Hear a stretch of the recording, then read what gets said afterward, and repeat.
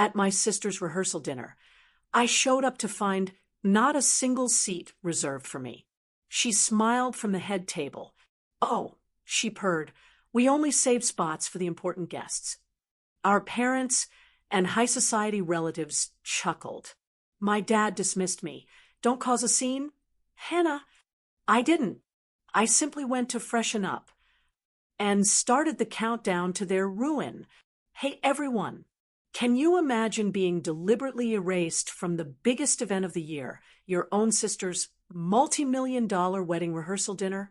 I stood there, watching 150 aristocratic guests take their gold-plated seats, but there was no place card for me. My sister, Victoria, draped in a $50,000 gown, just smiled and said, "Oh, darling, we only reserved seats for important guests." My father waved dismissively. "Don't make a scene, Hannah." And as the entire room tittered with laughter, a slow, deliberate chuckle escaped me.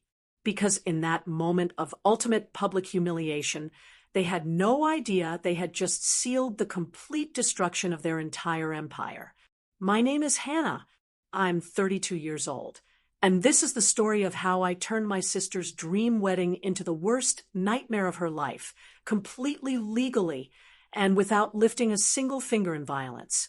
My life changed forever 15 years ago. My parents died in a car accident when I was 17, leaving me with nothing but a suitcase and a scholarship to finish high school. The Reynolds family, old money aristocrats from San Francisco, took me in as their ward. But not out of kindness. Margaret Reynolds, the matriarch, needed a charity case to polish her philanthropist image for the country club circuit. From day one, they made sure I knew my place. "Remember, everything you have is because of our generosity," Margaret would remind me daily, usually while I was organizing Victoria's closet or typing her college essays. Even after I graduated summa cum laude from Berkeley and earned my MBA from Wharton, achievements Victoria couldn't even dream of with her purchased degree from a third-tier school, I remained the grateful orphan in their narrative. I worked 80 hours a week at Reynolds Holdings, building a portfolio worth $500 million through strategic acquisitions and mergers. But at family dinners, Richard, my adoptive father, would introduce me as Hannah, whom we've been kind enough to support. Meanwhile, Victoria, who spent her days at charity lunches and spa appointments, was hailed as the future of Reynolds Holdings. The irony wasn't lost on me. Every major deal that made headlines with Victoria's name attached, I had negotiated it in conference rooms while she was getting her nails done. Every brilliant strategic move attributed to her vision came from my analysis reports that she'd never even read. But I stayed silent, played my role, and documented everything. Because orphans who've lost everything once learn to build their security in shadows, where no one thinks to look. The pattern was always the same. I'd spend weeks analyzing market trends, identifying targets, structuring deals. Then Victoria would waltz into my office 5 minutes before board meetings. "Sister, dear, just email me your presentation. I'll handle the delivery. You know how you freeze up in front of important people," she'd say, with such false concern that anyone listening would think she was doing me a favor. 3 major acquisitions defined Reynolds Holdings' explosive growth: the Bayside Medical Group merger, the Pacific Tech Innovation deal, and the Horizon Pharmaceutical acquisition. Combined value, $300 million. My email records showed every detail.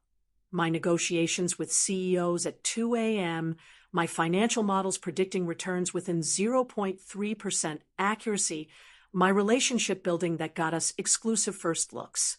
Victoria's contribution, forwarding my work to the board with her signature, adding, "Please find attached my analysis and recommendations." The Bayside deal alone should have earned me a partnership.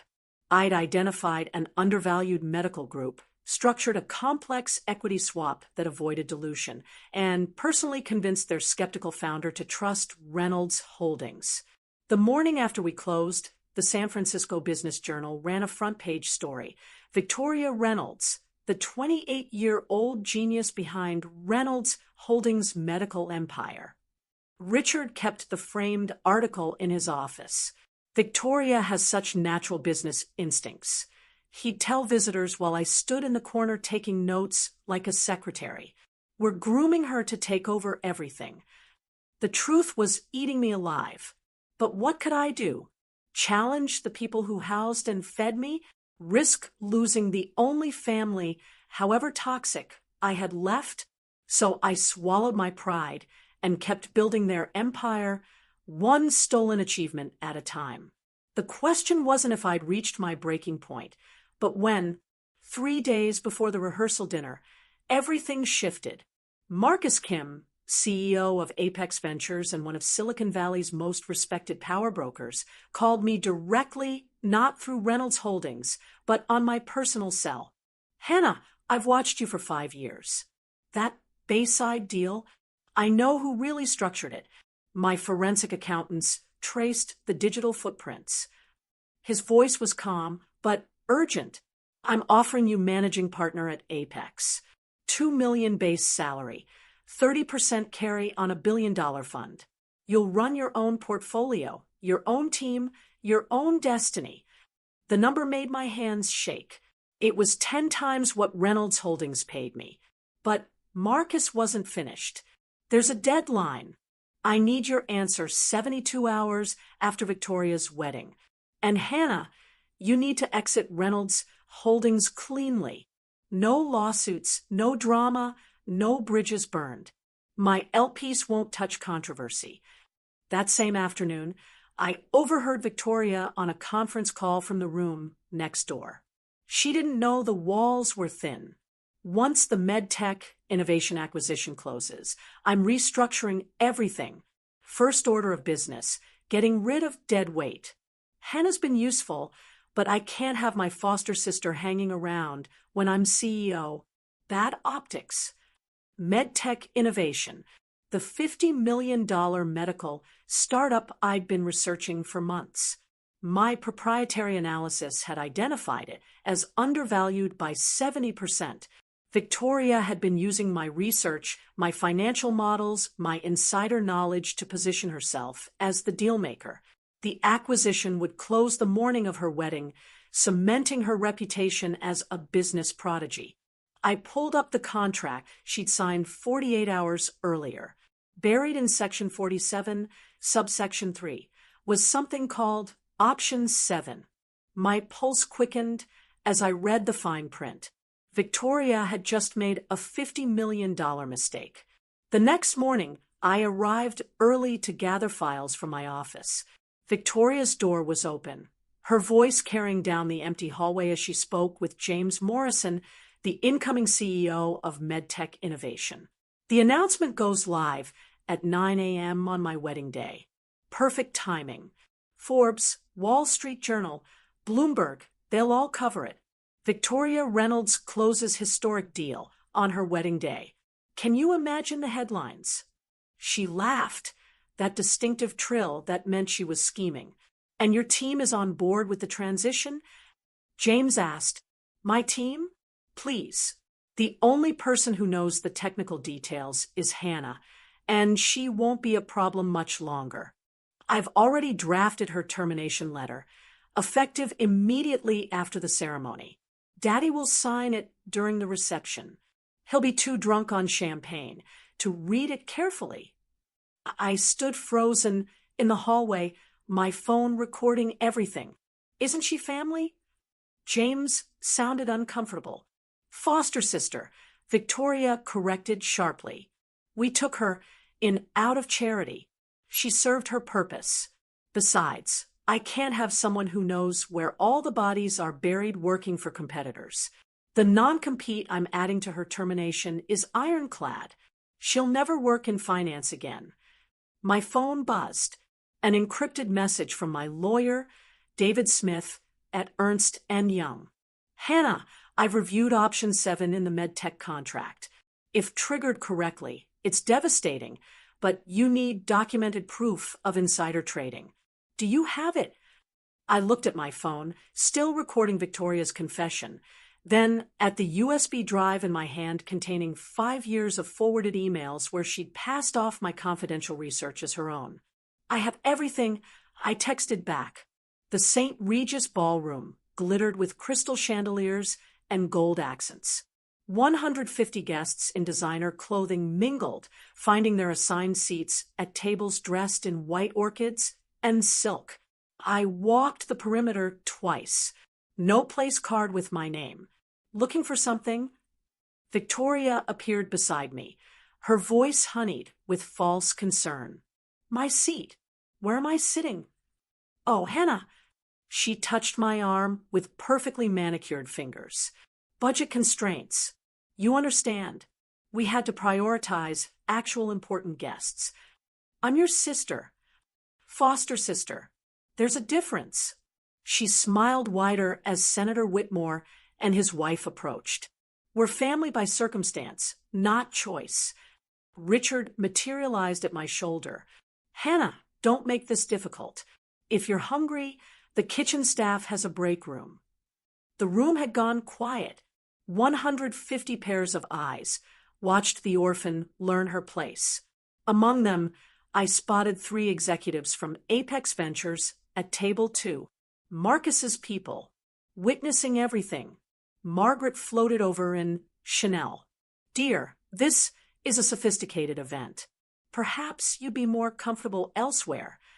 You're right, I said, my voice steady as granite. I would be more comfortable elsewhere. Victoria's laugh tinkled across the ballroom. Finally, some self-awareness. If you'll excuse me, I need to freshen up. I pulled out my phone as I walked toward the exit, making sure Victoria saw. I have some calls to make. Don't bother coming to the wedding tomorrow. Victoria called after me. Security will have instructions. The ballroom erupted in laughter. I stopped at the door, turned back, and smiled. A real smile for the first time in 15 years. I wouldn't miss it for the world. In the parking garage, I sat in my Tesla, hands steady as I dialed David Smith. 3 rings, then his crisp British accent. Hannah, I'm at the office with my team. Are you ready? Execute option 7. Everything we discussed. You're certain? Once we file with the SEC, there's no going back. I thought of 15 years of being erased, minimized, used, of the foster girl who'd learned to survive by being invisible, of tomorrow's termination letter, already drafted. I've never been more certain of anything in my life. Sending the forensic audit now. My laptop showed the email arriving. Timestamps, financial records, Victoria's forged signatures on my work, and most damning, the trail showing she'd used my confidential medtech analysis to structure her purchase. An analysis that contained fabricated projections I'd planted 6 months ago as a test. She'd never bothered to verify the numbers. David, there's something else. I forwarded him the recording from this morning. She admitted to planned wrongful termination and anti-competitive practices. Brilliant. The FBI will be very interested. Hannah, do you understand what happens at 9 a.m. tomorrow? Yes. Victoria announces the medtech acquisition to 200 investors at the Grand Ballroom. The press will be there for her wedding day triumph story. And that's when we reveal you own 51% of medtech through offshore holdings. Every dollar she thinks she's spending is actually yours. I started the timer on my phone. 14 hours until Victoria's world imploded. David, make sure Ernst & Young's senior partners are there. I want this done by the book. Hannah, after tomorrow, you'll never be invisible again. Good. I'm done hiding in shadows. 5 years ago, I saved Marcus Kim's career. Apex Ventures was hemorrhaging value from a hostile takeover attempt. Marcus had 48 hours to find a white knight investor or lose everything. Victoria was supposed to handle it. Reynolds Holdings could have been that savior. Instead, she went to Cabo with friends. I worked 72 hours straight, structuring a deal that brought in 3 sovereign wealth funds as defensive investors. When Marcus asked how to thank me, I said, "Remember this moment. Someday I might need a door opened that only you can open." He kept his word. 3 years ago, he introduced me to offshore fund managers in the Cayman Islands. Completely legal, completely invisible. Build your ark before the flood. Hannah, he advised. And never let them see you building it. Through 3 separate funds, Prometheus Capital, Phoenix Holdings, and Resurrection Investments, I began acquiring strategic positions in companies Reynolds Holdings would eventually target. My salary was nothing, but my consulting fees to these funds, paid for my analytical work, were substantial. Every dollar went back into acquisitions. 6 months ago, I identified medtech innovation. The founder, Dr. Sarah Mitchell, was brilliant but desperate for capital. I approached her through Prometheus Capital with an offer. I'd provide seed funding in exchange for 51% equity, but with a twist. The ownership would remain hidden behind layers of legal structures until I chose to reveal it. "Why the secrecy?" she'd asked. "Because someone is going to try to steal this company using my own research. When they do, I want them to sign every document, make every public announcement, and commit completely before they learn who really owns it." The share certificates were filed in 3 jurisdictions, notarized, and unassailable. My name appeared nowhere. Yet, everything led back to me. Victoria's fatal mistake wasn't just arrogance, it was laziness. The MedTech innovation contract she'd signed was 200 pages of dense legal text. She'd skimmed it, signed it, and celebrated with champagne, never reading Section 47, Subsection 3, Option 7. The clause was elegant in its simplicity. Any breach of fiduciary duty, including but not limited to the use of illegally obtained proprietary information, triggers immediate asset transfer to the majority shareholder. I had insisted Dr. Mitchell include it, knowing Victoria's pattern, and Victoria had walked right into it using my stolen analysis that contained intentionally inflated projections for Medtecha's cardiac device, projections that would never materialize because the device didn't exist. I'd invented it as a trap. The email trail was damning. Victoria had forwarded my confidential analysis to James Morrison with the subject line, "My research on medtech, do not share." The metadata showed she'd never opened the original file I'd sent her, just forwarded it within 30 seconds of receiving it. She'd committed securities fraud by claiming work she'd never even read. But the masterpiece was the timestamp correlation. Every trade Victoria made in the days before the announcement matched exactly with when she'd accessed my files. The SEC's algorithm would flag it immediately as insider trading. She'd used material non-public information, asterisk my asterisk information, to position Reynolds Holdings stock for maximum gain from the announcement. David Smith had run the numbers. "Hannah, she's violated 7 different SEC regulations. The penalties alone will exceed $5 million. The criminal charges, she's looking at potential jail time." "I don't want her in jail," I replied. "I want her to live with the consequences every single day for the rest of her life." The morning of Victoria's wedding dawned perfect. Clear skies, gentle breeze. The San Francisco Bay sparkling like scattered diamonds. The St. Regis Grand Ballroom had been transformed overnight into a wonderland of white roses and gold accents.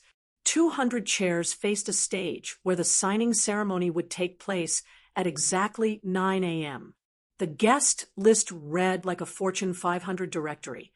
Tech CEOs, venture capitalists, hedge fund managers, and most importantly, Senator Whitmore's entire political network, including 3 members of the Senate Banking Committee. The press section overflowed with reporters from the Wall Street Journal, Forbes, Bloomberg, and TechCrunch.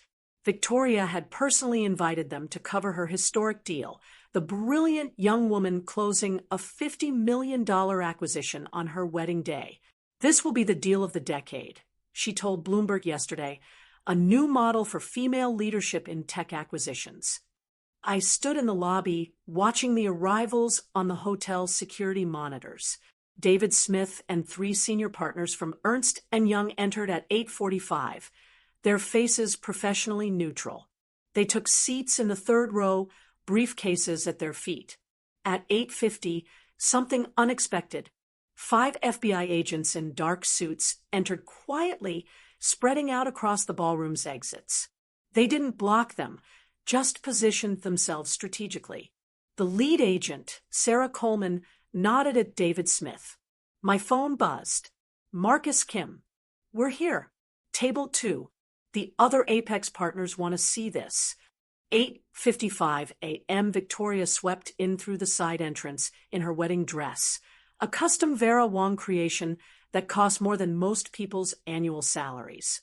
Her smile was radiant, her confidence absolute. She had no idea that Option 7 had been triggered at midnight, or that her entire world was about to collapse in front of everyone who mattered. Have you ever been in a situation where your family took credit for your hard work? Comment below and let me know. And if you want to see how Option 7 becomes the nuclear weapon that destroys a $50 million empire in less than 24 hours, make sure to subscribe and hit the notification bell right now so you don't miss the explosive climax. Victoria commanded the stage like she was born for it. The spotlight hit her wedding dress, creating an ethereal glow that made the photographer's cameras click in rapid succession. 200 of San Francisco's most powerful people applauded as she approached the microphone. Good morning, everyone. Before I marry the love of my life in 3 hours, I wanted to share something extraordinary with you. She paused for effect, her smile electric.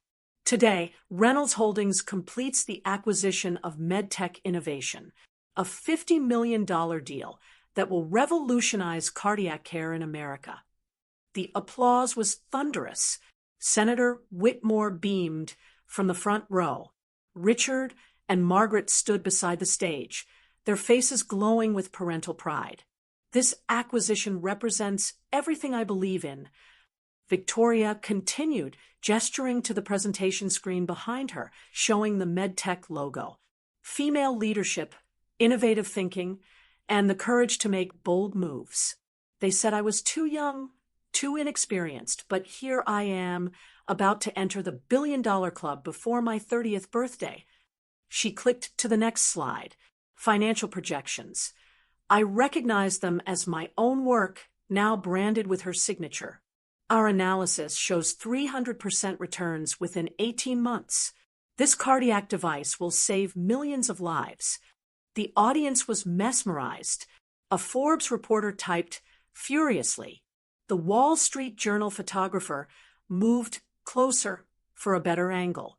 This was Victoria's moment of absolute triumph, her coronation as Silicon Valley's newest power player. Now let's make history. She picked up the gold-plated pen, holding it high. Who's ready to witness the deal of the decade? The crowd erupted.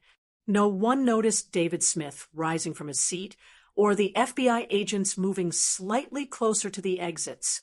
I remained in the back corner, invisible as always for another 30 seconds. Victoria's pen was poised above the signature line when David Smith's voice cut through the celebration like a surgical blade. Miss Reynolds, I need you to stop. Who? The ballroom fell silent. David walked toward the stage with the measured pace of someone who had done this before. His Ernst & Young credentials visible on his lanyard. 2 senior partners flanked him, carrying sealed folders marked confidential SEC filing. I'm David Smith, senior forensic auditor with Ernst & Young. We have an urgent matter requiring immediate disclosure to all parties present. Victoria's smile froze. This is highly inappropriate. Security. But the security guards were looking at the FBI agents who had subtly moved to block any attempted interference. Senator Whitmore stood up, his face darkening. What is the meaning of this? David reached the stage, his voice carrying to every corner of the ballroom.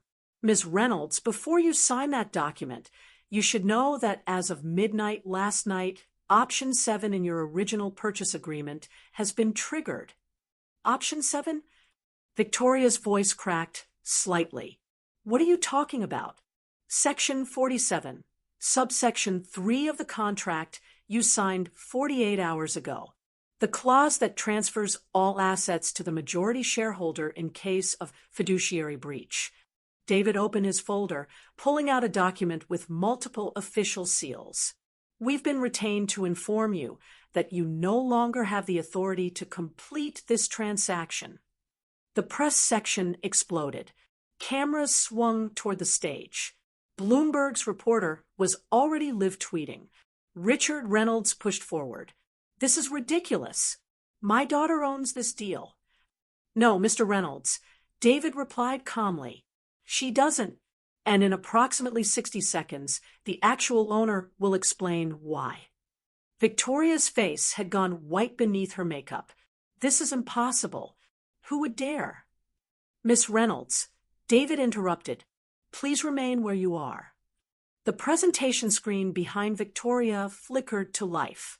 David's team had connected their laptop, and suddenly 1,847 pages of forensic analysis appeared in rapid succession. Financial records, email timestamps, trading patterns, and at the center of it all, a name that made Victoria gasp. Hannah Reynolds, beneficial owner. This is a comprehensive SEC filing documenting securities fraud, insider trading, and breach of fiduciary duty, David announced, his voice echoing in the silent ballroom. Every trade Miss Victoria Reynolds made in the past 6 months was based on stolen proprietary information. The evidence was methodical, devastating, email after email showing Victoria forwarding my analysis as her own, bank records showing suspicious transfers timed with confidential information she'd accessed. And then the smoking gun, her recorded confession from 3 days ago, her voice filling the ballroom. Hannah's been useful, but I can't have my foster sister hanging around when I'm CEO. Senator Whitmore was on his feet. This is entrapment. It's illegal. No, Senator. FBI agent Coleman stepped forward, badge visible. Everything here was obtained legally. We've been investigating Ms. Reynolds for 3 months based on SEC whistleblower complaints. This event just accelerated our timeline. The screen changed again. 3 offshore companies appeared: Prometheus Capital, Phoenix Holdings, Resurrection Investments. Arrows connected them to a single point. Beneficial owner, Hannah Reynolds. 51% of medtech innovation. Victoria stumbled backward. That's impossible. Hannah is nobody. She's just, what, Ms. Reynolds? David asked, just the person who actually negotiated every deal you took credit for? Just the analyst whose work you've been stealing for 5 years? Just the majority owner of the company you thought you were buying? The crowd was in chaos. Phones were out, recording everything. The Wall Street Journal reporter was on a live call with her editor. This wasn't just a scandal. It was a public execution. Wow, can you believe how fast karma is moving? From Victoria standing at peak glory to FBI involvement in just 5 minutes. If you're enjoying this story, please like and share it with your friends. Comment karma if you believe in cosmic justice. And now for the most shocking part. I walked through the main entrance, my heels clicking against the marble in the sudden silence. Every head turned. I'd chosen my outfit carefully. A black Tom Ford power suit that cost more than Victoria's monthly allowance. The kind of understated elegance that whispered rather than screamed money. The crowd parted like the Red Sea. I walked past the Reynolds family table where Margaret sat frozen, past Senator Whitmore, whose face had turned purple, past the press section, where cameras tracked my every step. 3 executives from Apex Ventures stood as I passed, a sign of respect that wasn't lost on anyone. I climbed the stage stairs without hurrying. Victoria stood there in her $50,000 wedding dress, looking like a child who'd been caught stealing candy. For the first time in 15 years, we stood as equals. No, not equals. For the first time, I stood above her. "Good morning," I said into the microphone, my voice steady and professional. "I'm Hannah Reynolds, the majority shareholder of MedTech Innovation." The ballroom erupted. Cameras flashed like strobe lights. Richard Reynolds pushed toward the stage, but FBI agents stepped into his path. I waited for the chaos to settle, maintaining eye contact with Victoria. "You," she whispered, the microphone catching it. "You're nothing. You're nobody. You're just the charity case we took in." "Yes," I replied calmly. I was the charity case, the foster child you reminded daily of her place, the workhorse whose achievements you stole. I turned to address the audience. "But I'm also the person who owns 51% of MedTech Innovation through completely legal offshore holdings established 3 years ago.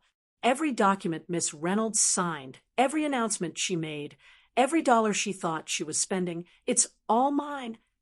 The PowerPoint presentation resumed, this time showing my complete ownership structure. David Smith narrated with clinical precision as 3 years of careful planning unfolded on screen.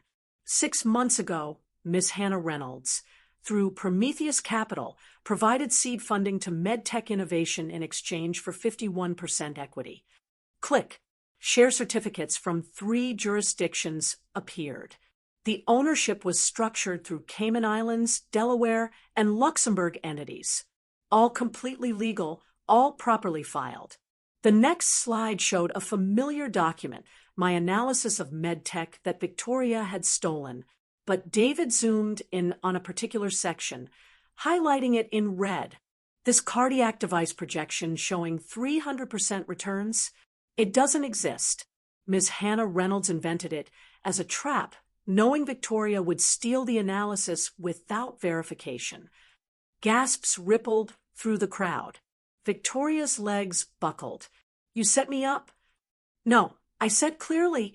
"You stole proprietary information and committed securities fraud. I simply documented it." I clicked to the next slide. Email timestamps showing Victoria accessing my files, forwarding them within seconds, claiming credit in messages to investors. Every email, every file, every login tracked and traced. You never even opened the documents you claimed to author. The FBI agent stepped forward. "Miss Victoria Reynolds, we have questions regarding insider trading activities. You've made 17 trades based on material non-public information stolen from Miss Hannah Reynolds." But the final blow was still coming. I clicked to the last slide. Option 7 triggered. The clause appeared in full, each word a nail in Victoria's coffin. "Due to breach of fiduciary duty, all rights to MedTech Innovation transfer immediately to the majority shareholder." The $50 million Reynolds Holdings wired yesterday, it's being returned with penalties for contract violation. Victoria's collapse was total and public. "This is impossible." She grabbed the microphone, her voice shrill with desperation. "She's nobody. She's just the foster kid. Daddy, tell them." Richard Reynolds tried to reach the stage, but his path was blocked. "This is a family matter. Everyone out." Actually, Senator Whitmore's voice boomed across the ballroom. "This is a federal matter." He stood slowly, his political instincts already calculating damage control. "Miss Reynolds, you told my son you were a successful CEO. You told me you built Reynolds Holdings portfolio yourself." "I did. These are all lies." Victoria spun toward me, her wedding dress tangling around her legs. "You planned this, you ungrateful—" "Miss Reynolds," FBI agent Coleman interrupted, stepping onto the stage. "We need to see your phone and laptop immediately." The senator's son, Thomas Whitmore Jr., stood from his groomsman table. His voice carried across the silent room. "The wedding is off." He looked at Victoria with undisguised disgust. My family doesn't associate with criminals. Thomas, please. Victoria reached for him, but he stepped back. This is just a misunderstanding. A misunderstanding. Thomas laughed bitterly. You committed federal crimes. You've been lying to everyone, including me. He turned to his father. We're leaving. The press was having a field day. Miss Reynolds, how do you respond to allegations of securities fraud? Shouted the Forbes reporter. Is it true you've been stealing credit for 5 years? Victoria looked around wildly, searching for allies. Her bridesmaids had backed away. Her parents stood frozen. 200 of San Francisco's most powerful people watched her designer facade crumble in real time. She was radioactive now, and everyone knew it. Hannah, she whispered into the microphone, tears streaming down her face, ruining her $3,000 makeup. Please. The legal machinery moved with stunning efficiency. 2 SEC enforcement agents approached the stage with official documents. Victoria Reynolds, you're being served with a cease and desist order. All your financial accounts are frozen pending investigation. David Smith pulled up his tablet, reading from an official notice. As of 9:47 a.m. Pacific Standard Time, the Securities and Exchange Commission has initiated formal proceedings against Victoria Reynolds for violations of Section 10B of the Securities Exchange Act and Rule 10b-5. Richard Reynolds finally pushed through to the stage, his face purple with rage. This is corporate assassination. I'll sue everyone in this room. Mr. Reynolds, Agent Coleman said calmly, Reynolds Holdings stock has been suspended from trading on the NYSE. The company has lost 40% of its value in the past 15 minutes. Margaret Reynolds fainted. 2 guests caught her before she hit the floor. The press photographers didn't miss a shot. I pulled out my phone, showing a trading screen to the audience. I had shorted Reynolds Holdings stock at 9 a.m. this morning. Completely legal when you're not using insider information. Just publicly available evidence of fraud. The profit counter showed $12 million and climbing. These funds will be donated to foster care organizations across California. You destroyed us.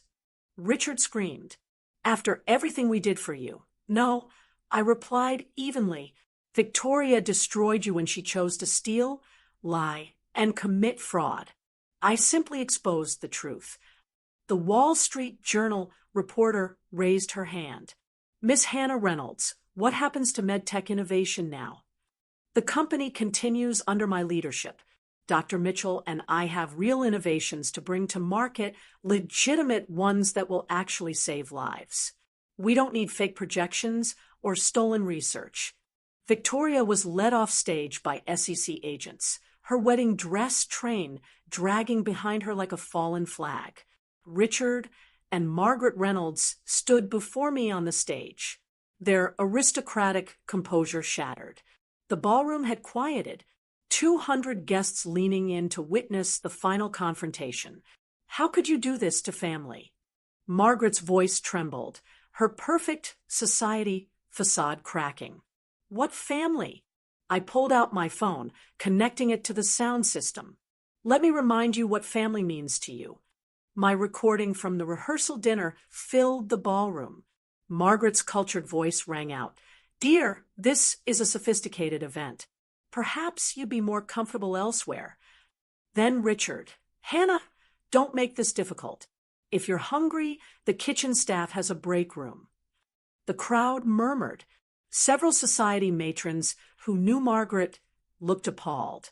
The recording continued with Victoria's voice. We're family by circumstance, not choice. You taught me everything I know about family, I said, disconnecting the phone. You taught me that family is transactional, that love has conditions, that worth is measured by bank accounts and bloodlines. I looked at them steadily, so I learned to play by your rules. And I won. We raised you. Richard sputtered. Fed you, educated you. You used me For 15 years, I was your unpaid servant, your tax write-off, your charity case to parade at galas. I gestured to the screen, still showing Medteca's ownership structure. But while you were teaching Victoria to take credit for my work, I was learning from the best. You showed me that in your world, only power matters. So I acquired it. Margaret found her voice. We can work this out. You're still family. No, the word cut through her plea. I was never family to you, and now I never will be. There's one more thing. I clicked to a new slide on the presentation screen. The Reynolds Holdings ownership structure appeared with a new name highlighted in gold. Hannah Reynolds, 30% shareholder. The ballroom exploded. Richard staggered backward. That's impossible. Our shares aren't publicly traded. They became available 90 seconds ago when the stock crashed 40%. I showed the Bloomberg terminal on my phone. Distressed asset funds controlled by Apex Ventures purchased every share that panicked board members dumped. Those shares were immediately transferred to me as part of my signing bonus. Marcus Kim stood from table 2, his voice carrying across the room. As of this moment, Hannah Reynolds is the largest individual shareholder of Reynolds Holdings. The board. Richard gasped. The board has already been notified. I continued. An emergency shareholder meeting has been called for Monday morning. The agenda has one item: your removal as CEO. I looked at the 3 board members present in the audience. I believe we have quorum for a preliminary vote. One by one, 3 hands raised. The vote was unanimous. You can't do this. Margaret shrieked. That company is our legacy. Your legacy is built on my work, my strategies, my sleepless nights. I pulled out a folder David had handed me. This is a forensic audit of Reynolds Holdings. Every major deal for the past 5 years shows the same pattern. My work, Victoria's signature, your approval. The board has seen it. The SEC has seen it. Your investors have seen it. Richard's phone buzzed incessantly. He looked at it with trembling hands. The credit lines. The banks are calling everything in. Yes, I said simply, when you build an empire on lies, it only takes one truth to bring it down. Within minutes, the story went global. The Wall Street Journal's push notification hit phones across the ballroom. Breaking: foster daughter exposes billion-dollar fraud, takes control of Reynolds Holdings. Forbes followed immediately. The most epic corporate revenge story of 2025. How Hannah Reynolds destroyed her adoptive family's empire in 24 hours. Bloomberg's headline was more clinical but equally damaging. Reynolds Holdings loses $200 million market cap after SEC fraud investigation. Founder's daughter arrested at own wedding. I stood on stage watching the metrics roll in on my phone. Victoria's name was trending #1 on Twitter with #FraudBride. Someone had already created a Wikipedia page. MedTech Innovation Scandal. My LinkedIn exploded. 50,000 new followers in 20 minutes, 10 CEO connection requests, and messages from every major venture fund in Silicon Valley. The reporters pressed forward. Miss Reynolds, what made you decide to act now? They gave me no choice. I replied simply. Last night, they literally told me I wasn't important enough for a seat at the table. This morning, Victoria was going to fire me and destroy my career with an illegal non-compete. When someone shows you who they are, believe them. What happens to Victoria now? That's for the justice system to decide. The evidence speaks for itself. A notification popped up on my phone. A text from Dr. Mitchell watching the news. Our real cardiac device just got FDA approval. Perfect timing. I smiled. The first genuine smile in this entire ordeal. If you'll excuse me, I have a company to run. MedTech Innovation has actual life-saving technology to bring to market. No lies, no stolen research, just real innovation. As I walked off stage, the Forbes reporter called out, "One last question. Was it worth it?" I paused. "Ask me when Victoria's sentence is announced."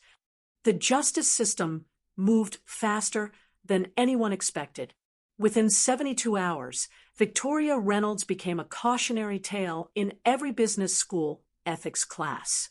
The SEC's investigation revealed even more than I documented.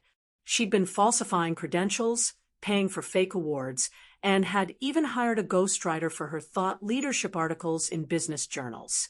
The Financial Industry Regulatory Authority delivered their verdict in record time: lifetime ban from the securities industry. She couldn't work as a janitor at a hedge fund, much less as an executive. The judge's words were scathing. "Miss Reynolds represents the worst kind of corporate fraud, stealing intellectual property from a family member while perpetrating securities violations." The personal consequences were equally devastating. Her $5 million personal fine wiped out her trust fund. The court ordered 200 hours of community service at a nonprofit teaching financial literacy to foster youth. The irony wasn't lost on anyone. Her Instagram, once filled with luxury vacations and designer goods, went dark after losing 90% of her followers in 48 hours. But the social destruction was perhaps the cruelest cut. Every society friend blocked her number. The country club revoked her family's membership. The charity board she'd sat on, purely for social climbing, sent formal letters requesting her immediate resignation. Even her favorite restaurant suddenly had no reservations available, ever. Thomas Whitmore Jr. gave one interview to Vanity Fair. "I dodged a bullet. Imagine being married to someone capable of such deception." His father, Senator Whitmore, went further. "This kind of corporate malfeasance is exactly what my anti-fraud legislation aims to prevent." The girl who'd spent her life cultivating an image of perfection was now radioactive. From princess to pariah in 72 hours, with every second of her downfall captured in 4K resolution. 2 weeks later, Richard and Margaret requested a meeting through their lawyer. I agreed to see them once, in my office at Apex Ventures.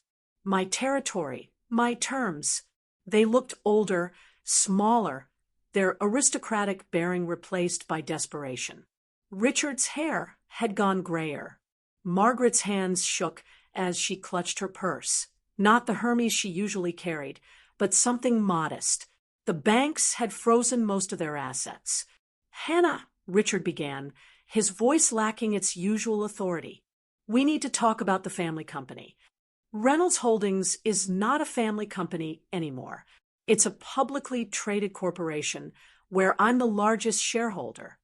"We're still family," Margaret pleaded. "Whatever happened, we raised you. You housed me. There's a difference." I kept my voice level, professional. "For 15 years, you made sure I knew I wasn't really family. Now you want to claim me because I have something you need." "We made mistakes," Richard admitted, the words clearly costing him. "But we can start over." "No." I stood, signaling the meeting's end. "You had 15 years to treat me as family. That window is permanently closed. My lawyers will handle any necessary communication about Reynolds Holdings." Margaret started crying. "Please, we have nothing left. You have each other. You have your blood daughter. That should be enough, since you always told me blood is what makes a family." I pressed the intercom. "Security, please escort Mr. and Mrs. Reynolds out." As security arrived, Richard made one last attempt. "This isn't over. If you contact me again outside of proper legal channels, I'll file a restraining order." I returned to my desk, pulling up MedTech's quarterly projections. "Goodbye." They left, and I never saw them again. 6 months later, I stood at the podium of the Moscone Center, addressing a crowd of 2,000 at TechCrunch Disrupt. As managing partner of Apex Ventures, I was announcing our newest initiative, a $100 million fund exclusively for female founders who'd been overlooked by traditional VCs. The Phoenix Fund, I said, the name drawing applause, will invest in women who've been told they're not important enough, not connected enough, not enough, period. Because I know what it's like to be underestimated. Marcus Kim watched from the front row, proud of his protege. In 6 months, I'd grown Apex's portfolio from $1 billion to $2 billion through strategic acquisitions and my network of previously invisible talent, the assistants, analysts, and associates who actually did the work while others took credit. MedTech Innovation, renamed Phoenix Innovations, had just closed a Series B at a $5 billion valuation. Dr. Mitchell's real cardiac device was saving lives across 3 continents. We donated the technology to Doctors Without Borders, ensuring it reached beyond just wealthy patients. But my proudest moment came when I announced a $10 million donation to Foster Success, a nonprofit supporting aged-out foster youth with education and career placement. Every foster kid deserves a chance to build their own empire. I told the crowd. The Wall Street Journal ran a profile titled The Phoenix Files, how Hannah Reynolds rose from foster care to Forbes 30 under 30. They'd wanted to focus on the revenge story, but I redirected them. Success is the best revenge, but boundaries are the best protection. I'm not defined by what they did to me, but by what I chose to build despite them. My phone buzzed with congratulations from CEOs, founders, and investors worldwide. Not one message from the Reynolds family. Exactly as it should be. 1 year to the day after the wedding disaster, Phoenix Innovations went public. The IPO valued the company at $5 billion, making me worth just over $2 billion on paper. I rang the opening bell at the New York Stock Exchange, wearing the same black Tom Ford suit I'd worn when I took the stage at Victoria's wedding. The contrast between the Reynolds family members couldn't be starker. Richard had retired in disgrace to a modest apartment in Marin County, his reputation forever tainted. Margaret moved to a small villa in Portugal, living off the remnants of her inheritance, too ashamed to show her face in San Francisco society. Victoria worked at a department store in Sacramento, the only job she could get with her criminal record and lifetime ban from finance. Someone had photographed her folding clothes in the stockroom, and the image went viral with the caption, "From Vera Wang to Walmart." I felt no satisfaction seeing it, just a sense of completion. The St. Regis called that week. They wanted to know if I'd be interested in purchasing their grand ballroom as a private event space. The same room where I'd been denied a seat was now being offered to me exclusively. I bought it and renamed it the Phoenix Room. The first event held there was a gala for foster success, raising $15 million for aged-out foster youth. I made sure every attendee had a hand-engraved place card at their seat. Everyone was important enough. During my speech that night, I said, "This room once represented everything I couldn't have. Now it represents everything I've built. Not through revenge, but through resilience. Not through stealing credit, but through creating value." The best response to being told you don't matter is proving that you do, on your own terms. Standing in my office overlooking San Francisco Bay, I often reflect on the lessons those 15 years taught me. The Reynolds family gave me an education they never intended, a masterclass in power, perception, and patience. Family isn't about blood or legal documents. It's about who shows up when you have nothing to offer. My real family now includes Marcus Kim, who saw my potential when I was invisible, Dr. Mitchell, who trusted me with her life's work, and David Smith, who helped me turn evidence into justice. Respect isn't something you beg for or earn through servitude. It's something you command through competence and boundaries.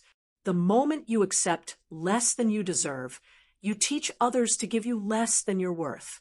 When someone shows you who they are, believe them the first time. The Reynolds showed me for 15 years that I was disposable to them. Victoria showed me she would destroy anyone for success. They were telling the truth about themselves. I just took too long to listen. But the most important lesson? Document everything. Every email, every timestamp, every stolen idea. Not for revenge, but for protection. Evidence is the difference between being gaslit and being believed. It's the difference between, he said, she said, and here's the proof. My company motto, displayed in gold letters in our lobby, reads, "Your worth isn't determined by their acceptance." Every young woman who walks through our doors, especially the ones who have been overlooked, underestimated, or used, sees that message first. Success built on someone else's work is a house of cards. Success built on your own foundation, even if it takes longer, stands forever. The Reynolds empire fell in 24 hours. Phoenix Innovations will outlive us all. 2 years after the wedding, I was sitting in my favorite coffee shop in Palo Alto, reviewing acquisition proposals on my laptop. The bell chimed, and I looked up to see Victoria standing in the doorway. She looked different. Designer clothes replaced by off-the-rack business casual.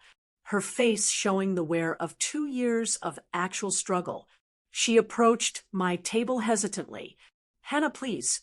5 minutes." I nodded to the chair across from me, more curious than anything. She sat down, her hands trembling slightly as she placed them on the table. "I'm sorry," she began. And for the first time in our lives, it sounded genuine. "I was horrible to you. I stole from you. I tried to destroy you. There's no excuse." I waited, saying nothing. "I've been going to therapy," she continued, "learning about narcissistic family systems, golden child syndrome. I was raised to believe I deserved everything without earning it. You were raised to believe you deserved nothing, despite earning everything." She met my eyes. We were both victims of our parents' dysfunction, just in different ways. "That's probably true," I acknowledged, "but you made choices, adult choices, cruel choices." "I know. I'm not asking for forgiveness. I just wanted you to know that I understand now what I did, and that you didn't destroy our family. I did. You just stopped enabling us." I closed my laptop, giving her my full attention. "I appreciate you saying that. And I do forgive you, Victoria, for my own peace, not for your absolution."